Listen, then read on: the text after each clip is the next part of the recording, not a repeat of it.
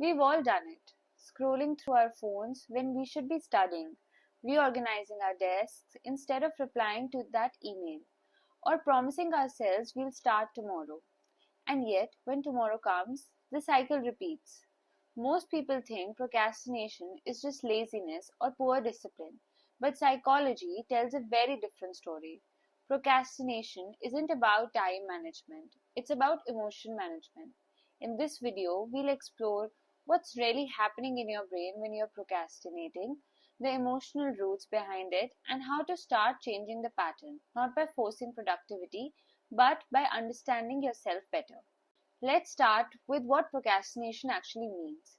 Psychologists define procrastination as the voluntary delay of an intended action, even though you know it will lead to negative consequences. It's not about being lazy, it's about avoiding something uncomfortable. That discomfort could be fear of failure, perfectionism, self doubt, or even boredom. The task itself becomes emotionally loaded, so instead of facing it, our brain seeks quick relief through distractions like social media, snacks, or endless research. It's not that you don't care, it's that you're trying not to feel.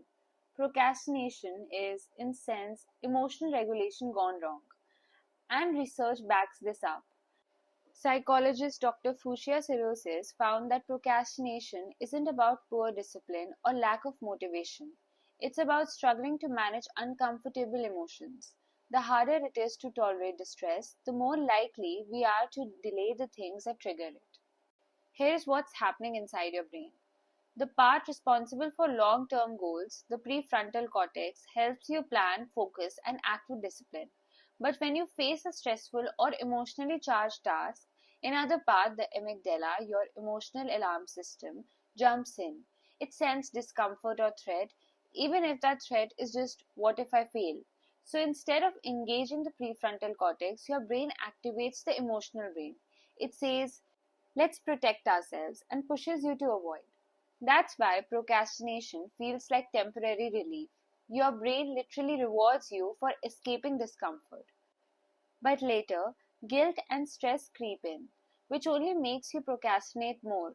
It's a self reinforcing loop. If you've ever thought, I'll start when I feel ready, you're not alone. But the truth is, readiness doesn't come first, action does. Psychologists have identified a few emotional patterns behind procrastination. First, fear of failure. You avoid starting because failing feels unbearable. The task becomes a test of your worth, not your effort. Second, perfectionism. You tell yourself, I'll do it when I can do it perfectly, but that moment never arrives. Third, low self-compassion. You criticize yourself so harshly that every task feels like a threat to your self-esteem. Fourth, task aversion. Sometimes it's simply that the task is boring, overwhelming, or confusing. Your brain resists pain and seeks pleasure, so it drifts to easier, more rewarding activities. None of these means you're lazy, they mean you're human, and you're protecting yourself from difficult emotions. Breaking procrastination doesn't start with pushing harder, it starts with understanding the feeling underneath the delay. Here are some steps that actually work. First, name the emotion. Ask yourself, what am I feeling right now? Fear, overwhelm, guilt. Naming emotions activate your prefrontal cortex and calm the amygdala, literally bringing thinking back online. 2. Shrink the task. Your brain avoids feeling unmanageable. Break tasks into smaller, achievable steps, something so small it feels almost silly not to start. Third, practice self-compassion. Studies show that students who forgive themselves for procrastinating are more likely to get back on track. Shame keeps you stuck. Kindness helps you restart. 4. Change your environment.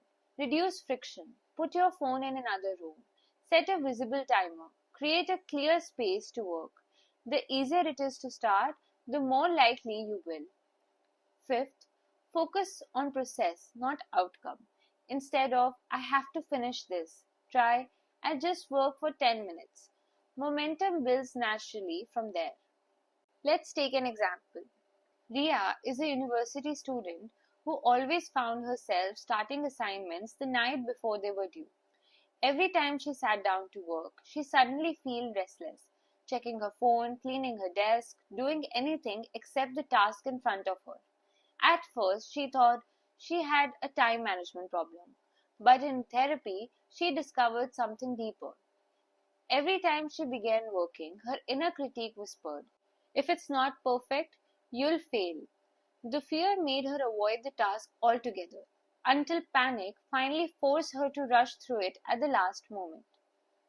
Her therapist introduced a small exercise, the 5-minute start rule.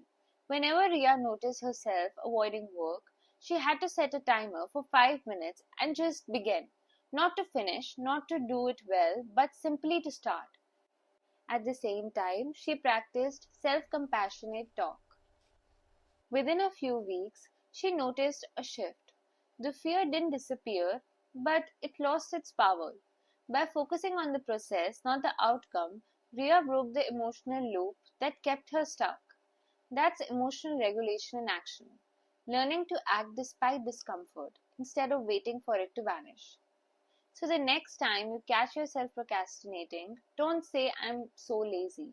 Instead, ask, "What am I trying not to feel right now?" Because procrastination isn't a time problem, it's an emotional problem. And when you meet the emotions with curiosity instead of judgment, you give yourself space to act. Thank you for watching. If this video helped you see procrastination differently, give it a like, share it with someone who needs to hear this, and don't forget to subscribe. Because understanding your mind is the first step towards changing it.